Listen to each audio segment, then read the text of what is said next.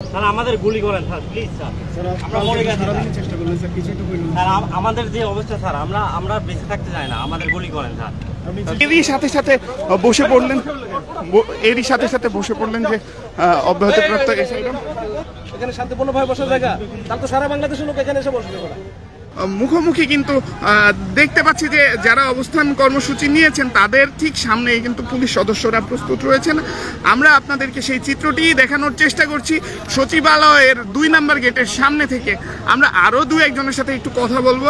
আমাদের ন্যায্য দাবির জন্য আসছে, এখন আমাদের যদি অবৈধভাবে চলে যেতে বলে আমরা তো যাবো না। প্রয়োজন আমরা এখানে জীবন দিব অথবা আমরা চাকরি নিব, এই জন্যই আসে। আমরা যখন সমাজ এখন দেখাতে পারতেছি না, অনেকজন অনেক কথা বলতেছে, নেগেটিভ কথা বলতেছে। এর থেকে এই মানে জীবন্ত অবস্থায় আমরা কবরে আছি, এর থেকে আমরা এখানে অবস্থান করবো, ওনারা যা পারা করুক, সমস্যা নেই। এরই সাথে সাথে বসে পড়লেন যে অব্যাহতিপ্রাপ্ত যে জায়গায় আসো, যেখানে আসো এখানে শান্তিপূর্ণভাবে আন্দোলন করো, ওইখানে বসো। আমি তো কালকে নিজের চেষ্টা করছি, আজকেও আমি তো কথা দিচ্ছি যে আমি আমি চেষ্টা করবো, কিন্তু তোমরা এইখানে এসে তো বলতে পারো, বসতে পারো। তুমি কি সরকারের বিরুদ্ধে বিদ্রোহ ঘোষণা করতে? আমরা শান্তিপূর্ণ অবস্থান করছি। সরকার যে অবস্থান শান্তিপূর্ণ এখানে অবস্থানের জায়গা, এটা তো জায়গা। এখানে কি শান্তিপূর্ণভাবে এখানে করে? সচিবালয়ের সামনে কেউ আসে? সচিবালয়ের সামনে এখানে কেউ আসে?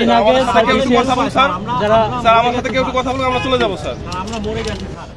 আরে তোমার আমি বললামই, আমি চেষ্টা করতেছি, গতকালকেও চেষ্টা করছি। আমি তোমাদের একটা ব্যবস্থা দেখতেছি, আমি স্যারদের সাথে কথা বলি। তোমরা এখানে দাঁড়ালা কেন? স্যার আমাদের গুলি করেন স্যার, প্লিজ স্যার। আমরা মরে গেছি চেষ্টা করলেন স্যার, কিছু তো কইলেন স্যার। আমাদের যে অবস্থা স্যার, আমরা বেঁচে থাকতে চাই না, আমাদের গুলি করেন স্যার। অন্য কিছু করবে না, বুঝছি। তোমার হচ্ছে পুলিশ সিনক্রেট করার চেষ্টা করতেছো তোমরা? জি না স্যার, আমরা সিনক্রেট করার জন্য আপনি তো আমাদের বিষয়টা বুঝেন স্যার। আমি জানি তো, তুমি এখানে আসলে কেন? 14 মাস ট্রেনিং ছিলাম না, আমরা সরকারি চাকরি করার জন্যই আসছি। এখন আমরা মাঠে কর্তব্যরত থাকা কথা ছিল, সেখানে আমরা এই রাস্তায় এসে বসে যাওয়ার জন্য আসি নাই স্যার। আমরা কিছুই জানি না, আমরা এখানে শান্তিপূর্ণ অবস্থান করছি, আপনারা দেখছেন। আমরা বসে আছি এখানে, আর এখানে আছি উত্তেজনা স্যার আমাদেরকে চলে যেতে বলছে। এখন কি কারণে চলে যেতে বলছে আমরা জানি না। আমরা কিন্তু এখানে জনগণের কারো যাতায়াতের বিঘ্ন ঘটায়নি, সবাই শান্তিপূর্ণভাবে আমরা বসে আছি এখানে। আমরা জানি না কি কারণে আমাদেরকে এখানে সরে দেওয়ার চেষ্টা করতেছে। আমরা গতকাল ওখানে বসছিলাম, কেউ আমাদের সাথে দেখা করার প্রয়োজন মনে করে নাই, কিন্তু আজকে এই জন্য আমরা এখানে বসছি, শান্তিপূর্ণভাবে বসছি। আমরা কারো কোনো ধরনের বিশৃঙ্খলা এখানে শান্তিপূর্ণভাবে বসার জায়গা, তার তো সারা বাংলাদেশের লোক এখানে এসে বসবে।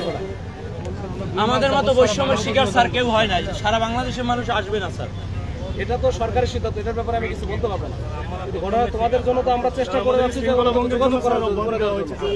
এটা সরকারের সিদ্ধান্তের বিষয়, তো আমার কিছু 321 জন যে এসআই যাদেরকে সারদায় অব্যাহতি দেওয়া হয়েছিল তারা কিন্তু সচিবালয়ের 2 নম্বর গেটের সামনে বসে পড়েছেন এবং অন্যদিকে কিন্তু পুলিশ সদস্যরা এখানে প্রস্তুত আছেন।